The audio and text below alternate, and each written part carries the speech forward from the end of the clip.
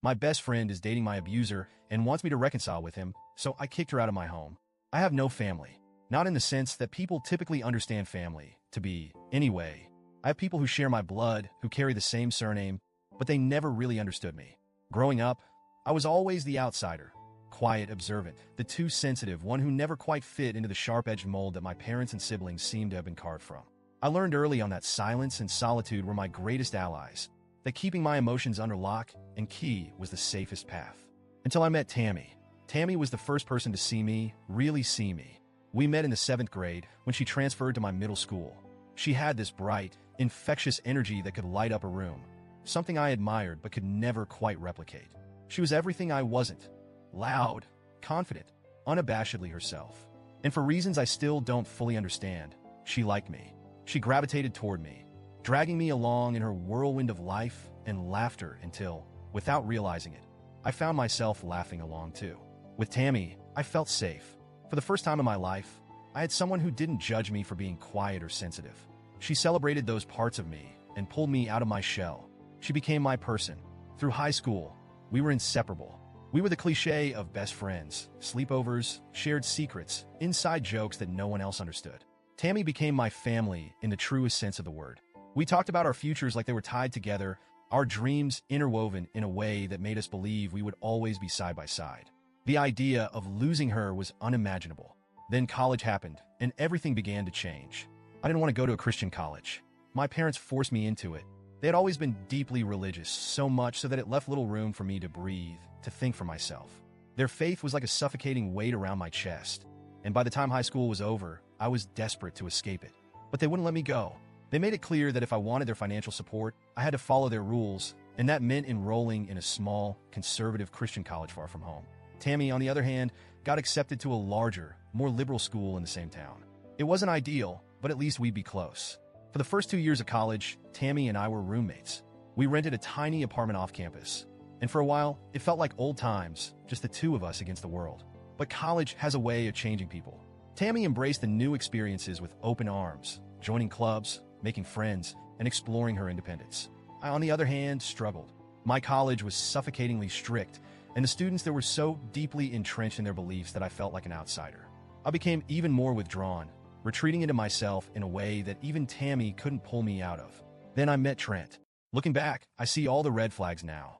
But at the time, I was lonely, and Trent seemed like a lifeline. He was charismatic in that effortless boy-next-door way. He wasn't like the other guys at my school. He didn't talk about faith or morality. He talked about music, movies, and adventure. He was charming, affectionate, and he made me feel seen in a way that no one had before, not even Tammy. By the end of junior year, I moved in with him. At first, it was wonderful.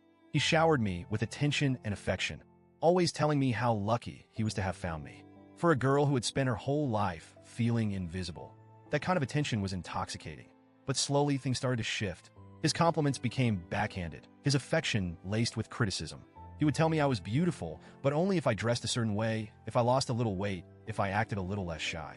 He would compare me to other girls, hinting that if I didn't change, he might have to find someone who could meet his needs. It wasn't until senior year that the physical stuff started. It was subtle at first. He'd push me out of the way if I was standing in his path, or grab my arm a little too tightly during an argument. Then the slaps came, always during fights, always followed by apologies. He'd tell me I was being too emotional, that I was overreacting, that I needed to toughen up. And I believed him. I believed him because my self-esteem had been ground down to nothing, and I had no one to turn to. When I called home, my parents told me I was living in sin by being with a man I wasn't married to, and that whatever I was going through was a consequence of my own actions. I stopped calling them after that. I told Tammy bits and pieces, but I never fully opened up to her about what was happening. I was too ashamed. Tammy had always been so confident, so sure of herself, and I couldn't bear the thought of her knowing how weak I'd become. Besides, she was busy with her own life, and I didn't want to drag her down with my problems. Then came the proposal. It wasn't romantic or sweet. It was an ultimatum. Trent had been pressuring me for months, telling me that if I didn't marry him, it meant I didn't love him.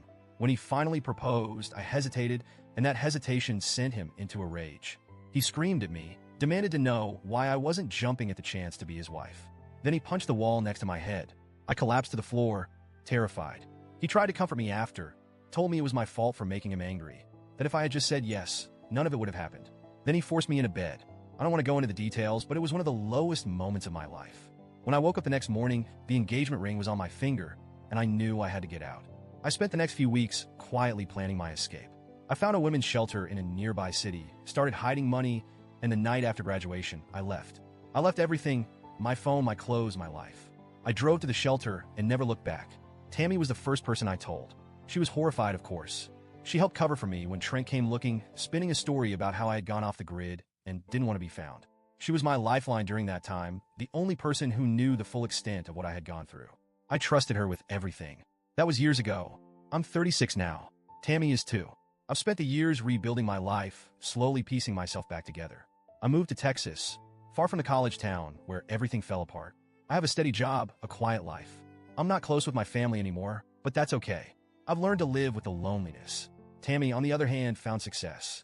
She got a job overseas 2 years ago and moved to London.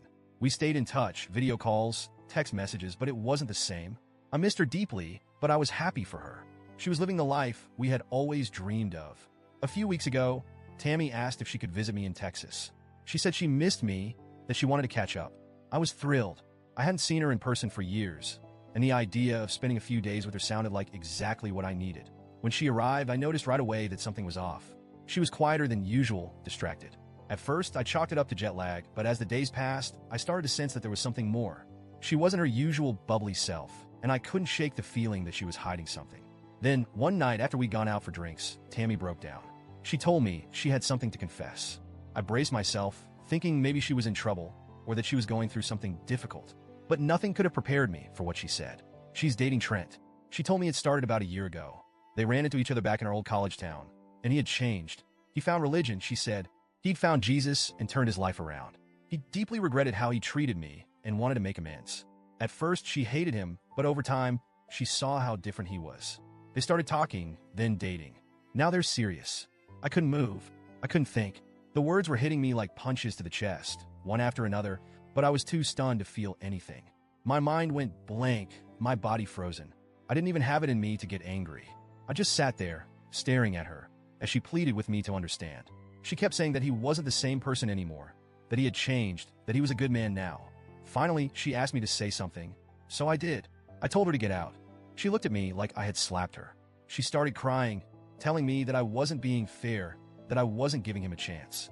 She said that I didn't have to forgive him, but I needed to see that people could change, that I was being selfish, that I was holding on to the past and keeping her from being happy.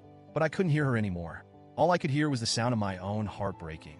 I told her to leave again, and again, until she finally did. We didn't speak for a week.